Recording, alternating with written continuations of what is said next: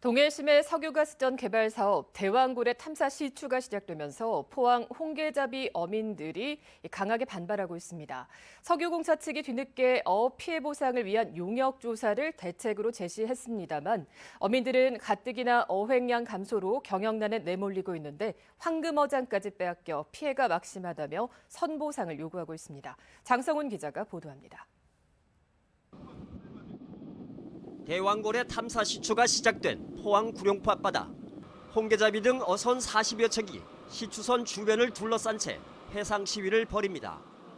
석유공사가 충분한 협의 없이 시추를 강행하자 수억 원에 이르는 하루치 조업 손실을 감수하며 집단 행동에 나선 겁니다. 이후 석유공사 측은 뒤늦게나마 어업 피해 보상을 위한 용역 조사 방안을 제시했습니다. 하지만 어민들은 최근 어획량 감소로 심각한 경영난에 직면해 있다며 일정 부분이라도 선지급 보상을 요구하고 있습니다. 용역이란 이 자체가 6개월도 걸리고 1년이 걸리는데 그동안에 우리 어떤 어선들이 또 부도를 맞을 수가 있습니다. 아마 분명히 배 몇 대가 그렇게 될 겁니다. 포항은 국내 홍게 생산량의 60% 이상을 차지하는데 최대 성어기에 2달 가까이 조업에 지장을 받는 데다 무엇보다 시추 해역이 국내 최대의 홍게 황금어장이라는 겁니다. 시추 지점을 기준으로 반경 20-30km 해역에서 잡는 홍게가 전체 어획량의 최대 50%에 달한다는 게 어민들의 주장입니다.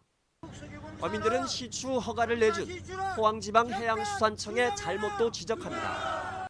어업 피해 용역 조사를 사전에 하도록 강제하지 않았고 어업 피해 사전 예방 대책을 강구해야 한다는 등의 허가 조건을 엄격하게 챙기지 않았다는 겁니다.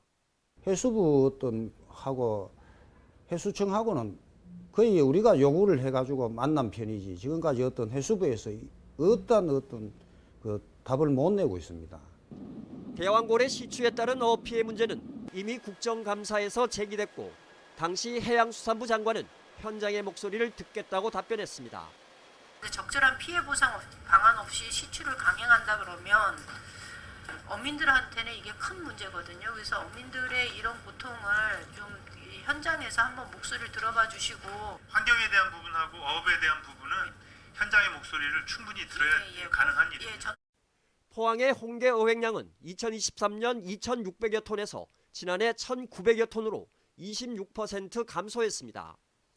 이런 상황에서 어민들이 체감하는 시추에 따른 어업 피해는 더욱 클 수밖에 없어 보입니다.